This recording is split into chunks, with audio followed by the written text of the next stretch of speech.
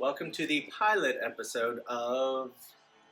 We don't know. We're going to call it Talking Shit for now.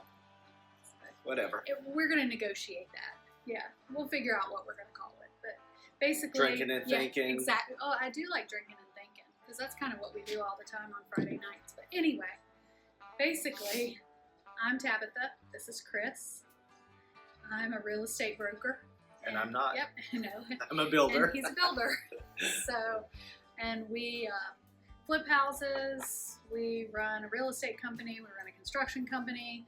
We run a big investment network with a lot of other investors. We have 3 kids. Yes, we three have dogs. 3 kids and 3 dogs. Yeah, we like 3s. Anyway, and stop.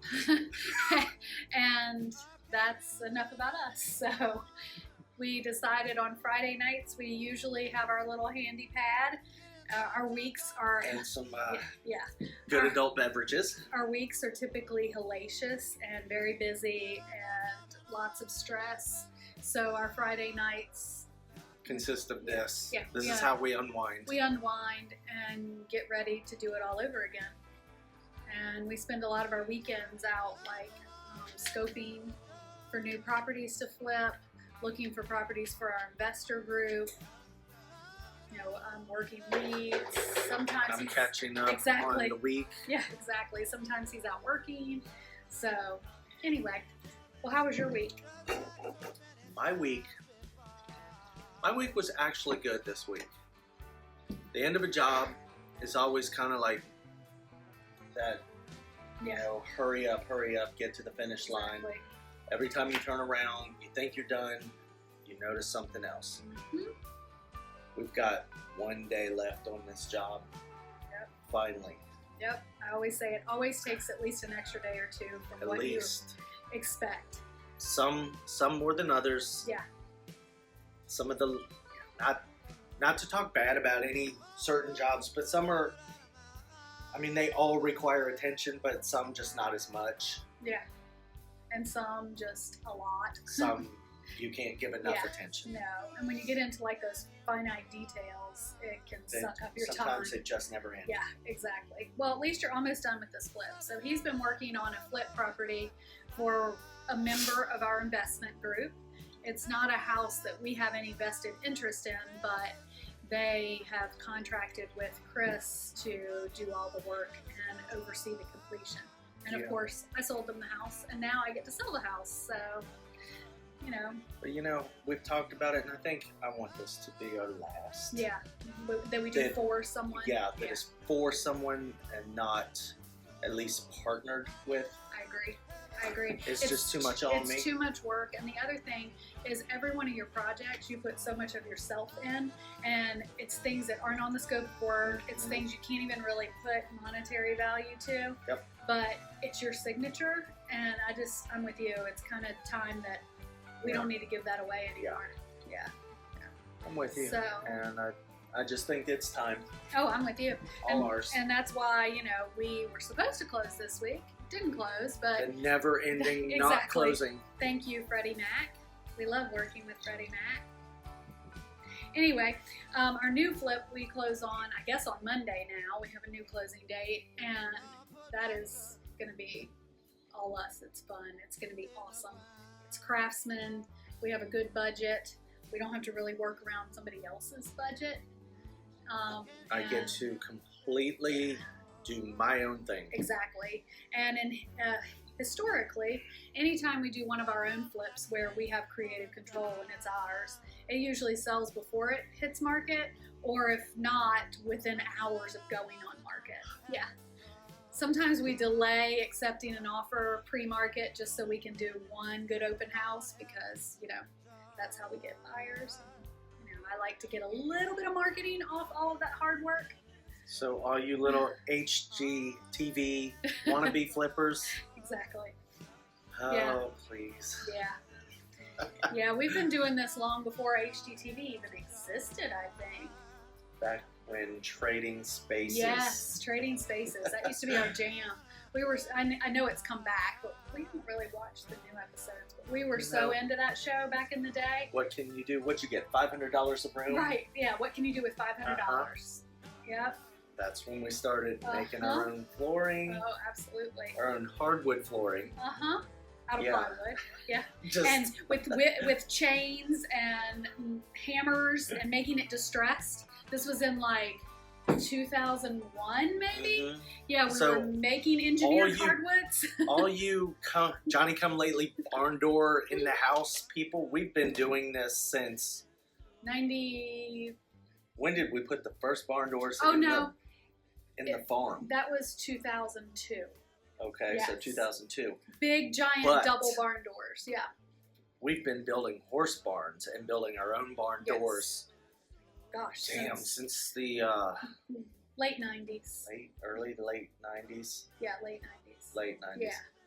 Your dad was building them before that, but you. Well, and you kind of took his barn doors to the We got away from doing the kits. Right. And then we started building everything our own. Yeah.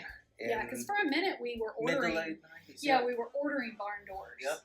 And then you're like, I can just take this shit to the next level. So why are we going to order? Once we started having delays, we just started making everything in our own shop. So go ahead. Yeah, making them long before they ever went into people's homes. So, you know, there's just a lot of trends, things that are on trend now that, gosh, I mean, we were doing years and years ago. So for us, some of the newest fixer-upper style trends are tired because we're kind of the OGs. Exactly. We've been doing them for so long. You know, we're now trying to think of the new farmhouse industrial look, anti-subway tile. Oh yeah, we're really anti-subway tile.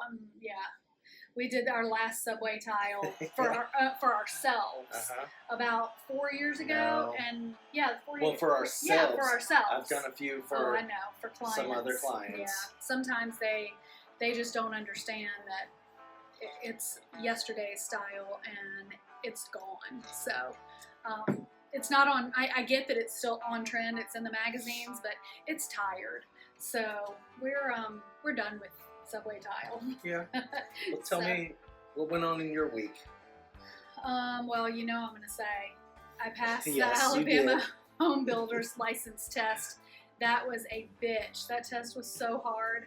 I'm not a person that fails a test. I'm a super overachiever. And yeah, first of all, I tried to take it the first time and I didn't realize that I had the wrong book. So I had the International Building Code, which is all commercial code, and not the residential code book. So anyway, very frustrated. I couldn't find the answers in the book. And, you know, obviously, as you can tell, I've not built a lot of homes from the ground up myself, you know. Ever. Exactly. So it's kind of like, I liken it to taking a calculus exam if you've never taken calculus. That's kind of what it was like, because I've never built a house, but I rocked that shit. You did? And why did you take it? Because I'm a really good test taker, and it was just easier for me to take it. I mean, really. And we just decided to go ahead and put that home builder's license under my real estate company. Just, you know, I don't know. It just ended that way. It was easier, and so whatever. You know, it just was like that. Stop. If you want to go take it, go right ahead. It's already done now. You can have, I mean, we can both have that home builder's license. I know you already have a bunch of licenses, but no, we only need one. And anyway, so it was me. Although I will say I did get a 90 on the business and law portion of the test. So obviously you can see where my strengths lie. It's not in nailing patterns or what can you substitute 16D nails for. I don't even know what, I think it says 16 penny. There you go. I don't even really understand what 16 penny stands for, but I passed the test, so I'm good. And I got this guy, so, you know. I do know how to read a plan, though. I've run tons of permits in my day. I used to be the permit girl in our, because we owned a construction company for way back in the day. 10 years, about 10 years.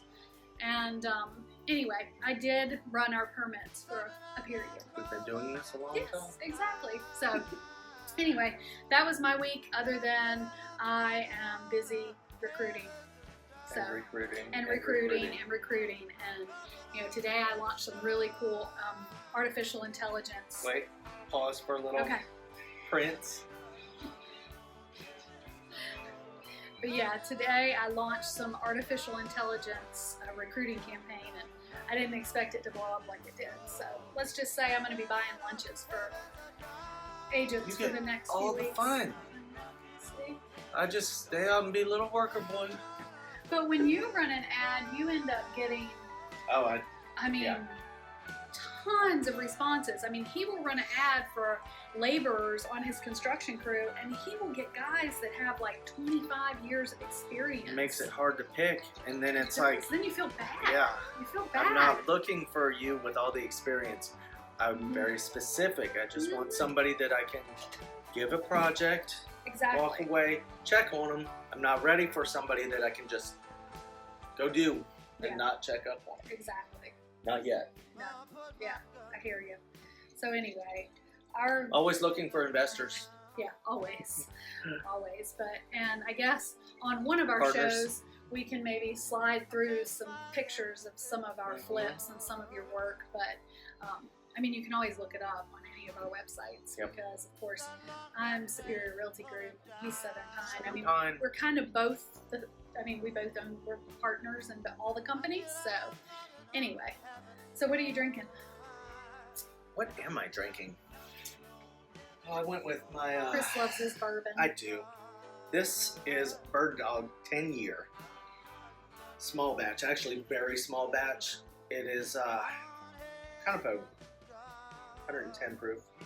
No, this is only 90 proof. Oh, only 90 Yeah. proof. So you could probably pour a little more in your I cup. should.